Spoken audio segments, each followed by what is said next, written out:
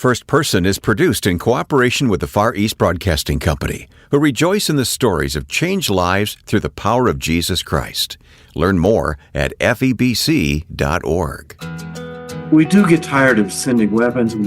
We just get tired of wars, and I understand that.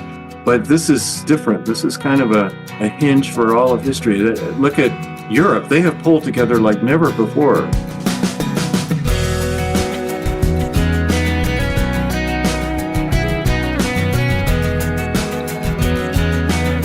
Our guest now on First Person is author Philip Yancey, whose new book deals with the Russian war against Ukraine. I'm Wayne Shepherd, and the conversation will begin shortly. First, thank you for listening each week. Today's interview is a little different, but we often feature personal stories of faith and calling. You can go back in time and listen to any of our past programs and even perhaps share them with others when you visit firstpersoninterview.com or use our free smartphone app called First Person Interview. Along with John Birnbaum, Philip Yancey has written a book titled What Went Wrong? Russia's Lost Opportunity and the Path to Ukraine. The book recounts Philip's trip to Russia after the fall of communism and the breakup of the Soviet Union, but it goes on to analyze the present war and its many implications. Both authors are very knowledgeable of the past and present. Philip Yancey joined me online to talk about it, and as we began, I asked him to first comment on his health, which he has acknowledged became a concern recently. I'm doing okay. I announced about a year ago that I was diagnosed with Parkinson's disease, which explained a lot of funny little things that were occurring to me, and they had nothing in common. And then later I found out, yeah, they do. Actually, your brain controls everything. And Parkinson's is a disease of neurons in the brain. And it really has not inhibited me from doing the life I had before. I still ski, I mountain bike, I do all those kind of Colorado outdoor adventures, but I have to be very careful. I have to work on balance, I have to work on exercise. And I've signed up for a clinical trial of a drug that does show some promise. So I'm getting a lot of medical attention. That's okay. That's the good thing. I have to go in. Oh my goodness, I feel like a blood donor. I go in every couple of weeks, and they take 11 or so vials of blood, but they can keep on top of what's going on in my body by doing that kind of thing. Well, as you have observed many times, you've been writing all these years about pain and suffering, and right. You are going through your own physical trial. And it's interesting that the John Donne book that you've done comes out called Undone, great title, by the way, published by the Rabbit Room. I think that's your latest, right? Correct, yes. Pretty recent. I had done during the pandemic, I wanted to get out this incredible book that John Donne wrote 400 years ago. It's never been out of print in 400 years. And no man is an island for whom the bell tolls. We in high school, we learned some of these phrases from that book, which he wrote in the middle of a pandemic when he thought he was dying of the Black Plague. Turned out he didn't die, and it wasn't the Black Plague, but it was just an incredible book. However, it's 400 years old, and it had a lot of strange science and a lot of. One sentence was 234 words long, and so I did what I call a modern rendering of John Donne. I cut out some of the anachronistic science and made it a little simpler and easier to read, just so that people could learn from the wisdom that one of the great poets and preachers of all time contributed. But your interest in John Donne's work predated your own diagnosis, right? So you weren't searching for what he had to say to apply to your own life necessarily? Isn't that funny how those things happen? Wayne, yeah, you're right.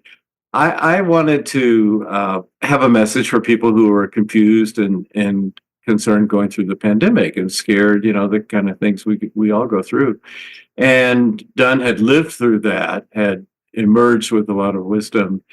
And sure enough, just as I was about to finish the project, I had my own diagnosis, and I went back in and added some of that, some of the application to my own life that I learned from John Donne 400 years ago. All right. Well, we'll put a link to it in our program notes at firstpersoninterview.com. I, of course, recommend it to our listeners.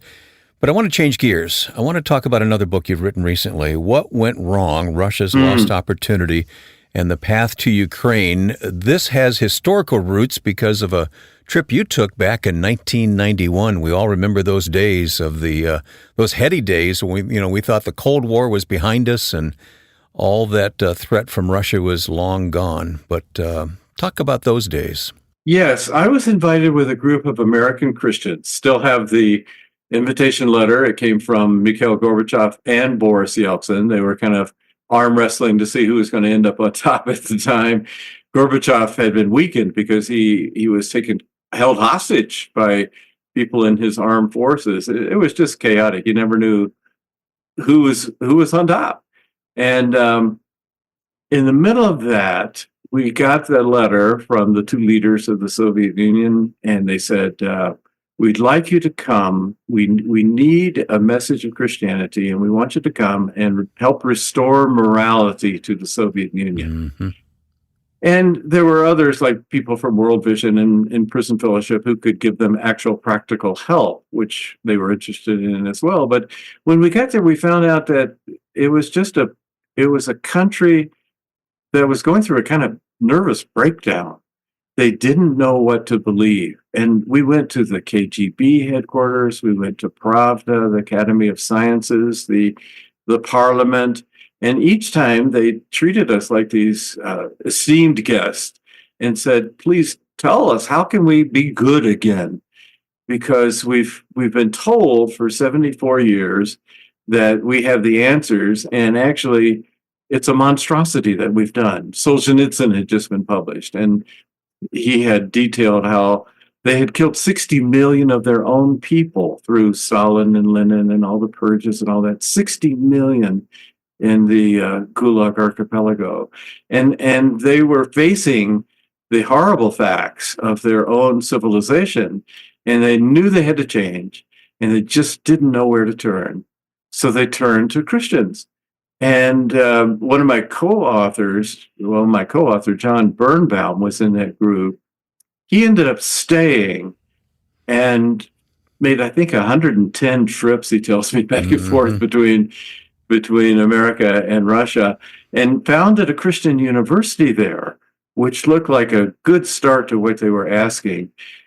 There was about a 15-year period, Wayne, I'm sure you know this, when Russia was wide open to the West. They were bringing in economists, they were bringing in journalists, they welcomed missionaries. About 7,000 missionaries flooded into the Soviet Union. They were teaching morality in the schools. In fact, Campus Crusade at the time, Cru and a group of other organizations got together and created a curriculum based on the Ten Commandments, because they were outdoing us at that time, weren't they? Yeah, I know. Russia said, we need the Bible in the public schools. We know what it's like to live under atheism, and it's not a pretty thing. So we need to start somewhere. And then about the year 2000, the turn of the century, that's when a new person, Vladimir Putin, who had been head of the KGB at one point, was appointed and then elected president of the Soviet Union. And he quickly started turning everything back. Yeah. Labeling the missionaries as foreign agents and not renewing their visas. And finally, John Birnbaum had to shut down his university. It was just impossible to operate under those strictures. Well, I mentioned the book, What Went Wrong, that you wrote with John Birnbaum. And of course, it draws heavily on your experience and your book, Praying with the KGB, that you wrote after that 1991 experience. But then you both look at things now, and we'll get into that in a few moments. But I recall my own trips to Russia in 92, 93, while not near as high level as yours, they were with all over the country with, just typical Russians. And I remember the openness that you're talking about, the eagerness to learn. And I remember walking down a street in Krasnodar with my 12-year-old son, little redheaded, bespectacled little boy, and they would look at us just in wonderment and ask, why are you here? What are you doing here? And we were able to share Christ openly, and it was just a remarkable, heady time. But then things changed, and today it's a much different situation, and I don't think you'll be getting invitations soon to go back to Russia anytime, although we pray for Russians. I mean, we have many, many friends in Russia who need our prayers. And we'll talk about Ukraine and the need there as well. But I'm sure you have acquaintances still in Russia. I do, yes. My Russian publisher, I was one of the few Protestants who was allowed to have my books in Orthodox churches. They don't have Christian bookstores, but they tend to sell Christian books in their churches. And it took about 7 years. They went through my books very carefully and finally decided, okay, we'll allow a few of his books in here. I don't know if that's still true, but my publisher is a devout Christian, and there's so many Russians who are dismayed by the war and the cost and just the things that are happening. The assassinations. It's the old Russia, unfortunately, in the leadership, and not so much among the common people. But then they hear propaganda, one-sided propaganda, all day long. And they really don't know what to believe about what's going on in the rest of the world. The stated goal is to reassert the Russian Empire, really, isn't it? You're absolutely right. And that's kind of the untold story. You don't hear that so much on CNN or Fox in trying to understand this war. But it really goes back to the year 989, so over 1,000 years ago, when the original Vladimir the Great, founded the empire of Rus, as it was called, and he decided they should become religious, and he kind of auditioned some different people and decided, I like the Orthodox religion. They have good music. They have nice art. They're icons. I like them, and decreed that everybody had to be baptized, and that's where that's when Russia became a Christian nation. It had been pagan until then. And ever since, there's been this strange dance between the church and the state. Under the czars actually appointed the patriarch of the church. So it would be like our president of the United States appointing, the head of the largest denominations. We would never do that. We believe in separation of church and state. But in Russia, they were close together. And then during the revolution, when the czars were overthrown and killed, the churches became associated with the old regime, and they were a target. So tens of thousands of priests were killed. Russian churches were destroyed or turned into barns for animals, things like that. It was a very dark time for 50 years or so. And in our own time, Vladimir Putin saw the church as a possible power base. And so he met with the patriarchs, and once again, kind of cut a deal, said, if you support me and the things that I do, I will, I'll restore your churches. I'll be very different than the history you've had in recent years. And so he did that. And the biggest cheerleader in the invasion of Ukraine really was the patriarch of the Russian Orthodox Church. And it's been very difficult for Orthodox believers in Ukraine, because they say, wait a minute, we're part of you. And it's led to a lot of confusion, hasn't it? Yeah, it really has. As you know, if you speak up against the war, you're risking your life. Alexei Navalny, people, the opposition has mostly fled Russia. So there are a lot of strong Christians in Russia, but they just can't speak openly because of the consequences. It's a very difficult time for Christians in Russia. We'll continue speaking with author Philip Yancey about his book, What Went Wrong, on this edition of First Person. Stay with us. Hi, I'm Ed Cannon, and as you know, situations around the world are changing quickly.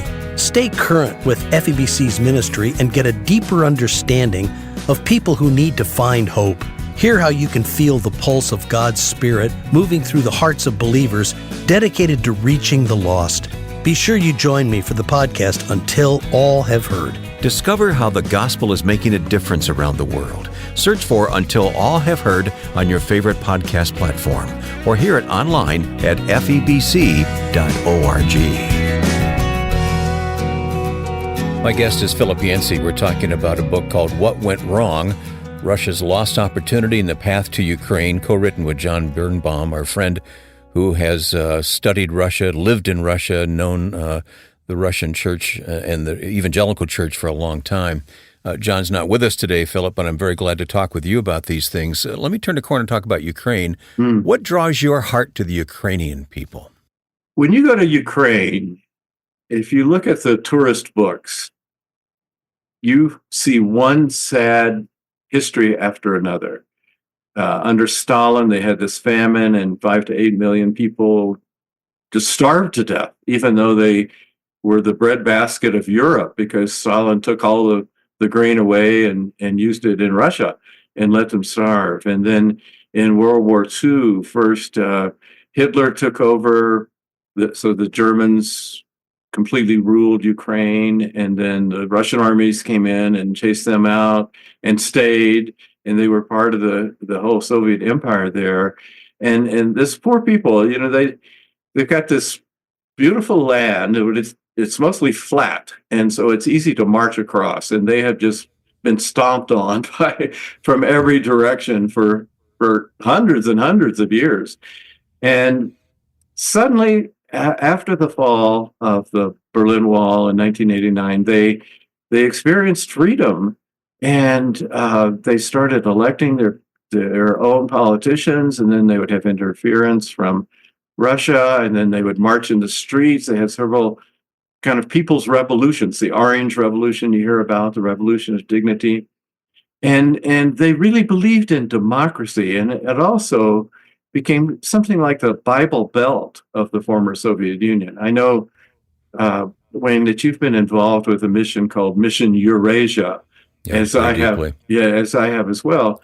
Used to be called Peter Danica's Russian Ministries. That's right. And then it gradually expanded into Ukraine. And when they were kicked out, along with everybody else, by Putin, they found a receptive audience in Ukraine. They wanted to change. They didn't want that long history of being ruled as an autocracy. They wanted freedom. They wanted democracy, and especially freedom of religion.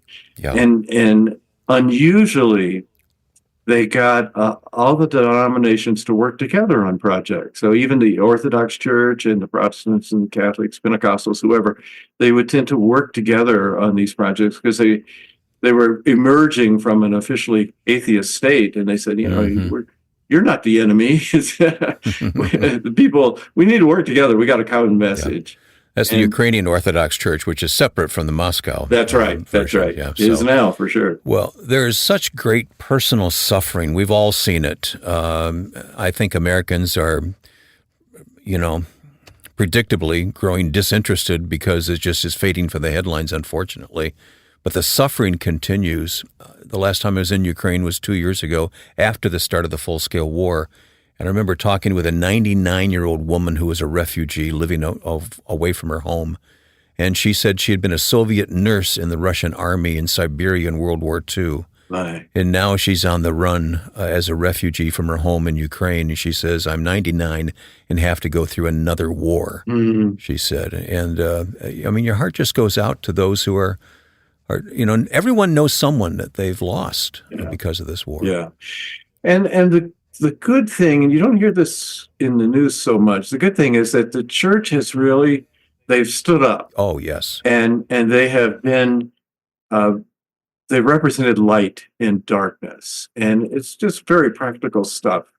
My books on pain and suffering have been translated into Ukraine, and they use them in just helping people face trauma. You mentioned this Mission Eurasia, and they had this creative way of helping the ordinary people for about $250. You can sponsor a wood stove, one of these cast iron wood stoves. Isn't that amazing? It's great, and it'll keep your apartment warm when there's no electricity, when the bombs fall. And then you can cook on it at the same time. And, right. They have packages like that for people who are fleeing, who need medicines.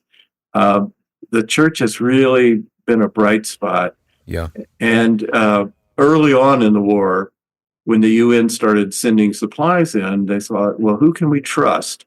And they decided, well, the churches tend to have more trust than government or anybody else. So we're going to use them as our main distribution sites. And as a result, people who had never gone to church they would go to church, Mm-hmm. and then they would stay, and there's something of an underground revival going on in many parts of Ukraine. That's the report that I'm getting as well from many organizations, including Mission Eurasia. Far East Broadcasting Company has radio stations and counselors dealing with people all the time, and those are the reports they're giving us constantly. They really are. And not only that, some of those people go as refugees to places like Poland and Hungary, Yes. and carry that message with them. And often their pastors will go with them, and they'll have as many people in the church in another country as they had back in Ukraine. Yeah. So where's this going to end? I mean, right now it just looks like Russia has the upper hand militarily. Of course, we can't predict the outcome, but what are your thoughts about what happens now? It's hard to imagine Russia ceding back the territory that they have already conquered. And those are parts of Ukraine that were Russian-speaking and ethnic Russians living there. Ukraine, of course, under Zelensky, has said there's no way we're going to cede 1 inch of our territory. Yeah, but it's hard for them to hear that, isn't it? It really is hard. The concern that our government has is that a person like Vladimir Putin doesn't stop there. No.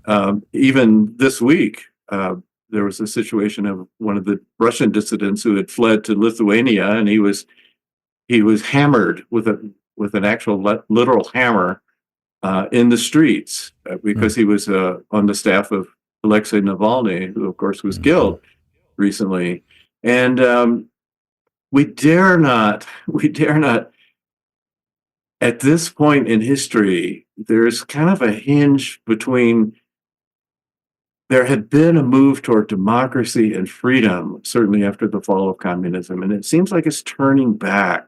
That axis of Iran and North Korea, and China and Russia, they're all working together, supplying weapons on Ukraine. And there really seems to be a hinge between which direction is the world going to go? Is it going to go more toward freedom and democracy as it was, or is it going to go back toward autocracy? We do get tired of sending weapons. We just get tired of wars, and I understand that. But this is different. This is kind of a hinge for all of history. Look at Europe. They have pulled together like never before. Sweden, countries like that who were always neutral, realize what the danger is and immediately went out and joined NATO. John Birnbaum, especially in the book, explores various alternatives. It's a serious time. It's a serious thing. We can't just say, well, we Americans, we have our own problems, so we can't worry about them. It's going to affect us. The way the world goes is going to affect us from now till the foreseeable future. I agree with Philip Yancey's assessment of the war in Ukraine. You can read more of his perspective in this book titled What Went Wrong, which Philip co-wrote with John Birnbaum, himself a person with much personal experience in dealing with Russia. We'll place a link to the book at firstpersoninterview.com. We'll also link you to Mission Eurasia, which Philip mentioned in the course of our conversation. Again, you'll find this at firstpersoninterview.com. And as you pray for Ukraine, also remember to pray for the radio stations there operated by the Far East Broadcasting Company. Each day, these radio programs spiritually encourage and build up the faith of the people of Ukraine as they suffer this ordeal. They also operate a counseling service which has helped countless thousands cope with the crisis. Learn more at FEBC.org. That's FEBC.org. Now, with thanks to my friend and producer Joe Carlson, I'm Wayne Shepherd. Thanks for listening to First Person.